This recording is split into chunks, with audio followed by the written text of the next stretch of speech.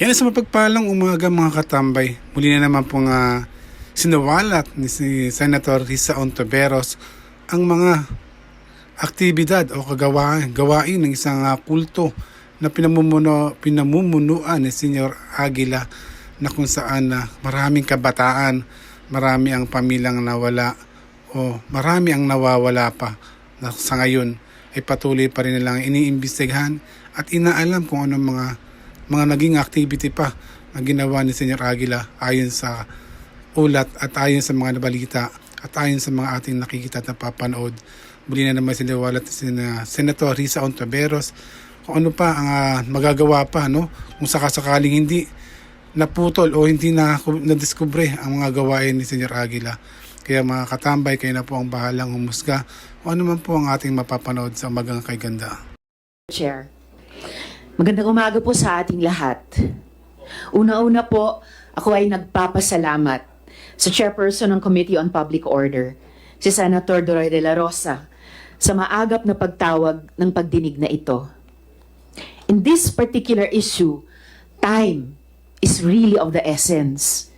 Every minute that a child is in danger is a minute that we fail in our duty as a society. At sa bundok ng kapihan, sa mga kamay ng liderato ng kulto, may mga batang patuloy na inaabuso. Bakit po mahalaga ang characterization na kulto, Mr. Chair?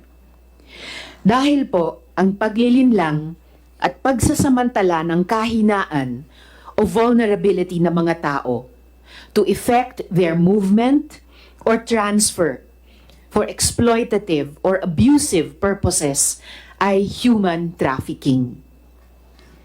Ang kulto ang paraan nila para magawa ang pang-aabuso sa mga bata at ang paglabag sa batas ng Pilipinas na hindi mamatyagan o mahuhuli. It is an essential part of how they were able to commit the crimes of rape, facilitation of child marriage, child abuse, theft of social welfare benefits, and others. Ano po ba ang mga elemento ng kulto batay sa mga eksperto? Una, excessive control through rigid rules and severe punishments, and the suppression of independent thought. At pangalawa, deviant practices that deviate from social norms and laws. At pangatlo, charismatic leader who encourages blind fanaticism. Doon muna tayo sa excessive control. Sabi po ng liderato ng SBSI sa mga interviews, parang normal subdivision lang daw ang kapihan. Ewan ko lang, pero sa subdivision namin, di nila nire-require ang iisang gupit para sa mga babae.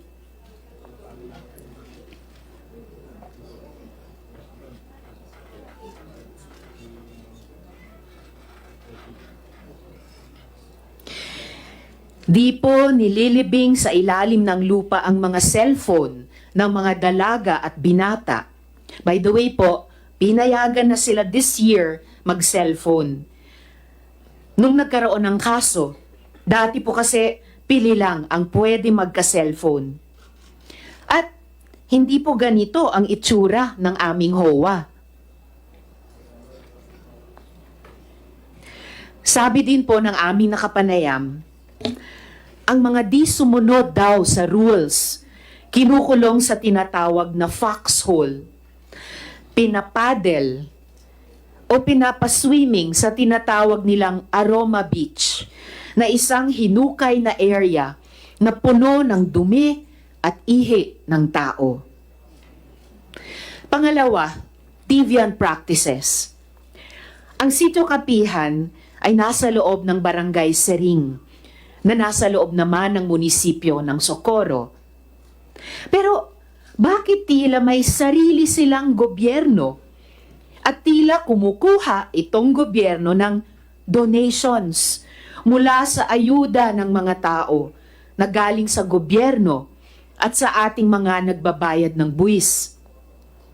Ang tawag sa gobyerno nila, Nueva Jerusalem Esperanza Ministry Government.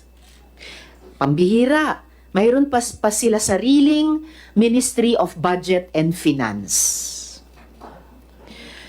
Mamaya, ilalahad din ng ating mga witness kung paano sila pilit na pinakasal sa mura nilang gulang, some as young as 12 years old, mismo ng tinatawag nilang Senyor Aguila. Pero ito pong ipapakita sa inyong family planning form ay paunang patunay. Ito ay mga miyembro ng SBSI at kita naman sa address nila na kapihan. Mga menor de edad ito. Halimbawa itong isang pinapakita ko, ang edad niya ay 15 years old. Based on this document, At yan na po napanood na po natin mga kabayan at pakinggan ang mga nilahad ni Senator Risa Ontiveros patungkol sa kay Senyor Aguila na kanyang pinamumunuan hanggang sa ngayon ay patuloy pa rin iimbestigahan. Muli mga kabayan, kung hindi ka pa subscribe sa aking channel, please subscribe and click the notification bell para like ang updated. At muli maraming salamat sa inyo lahat. God bless.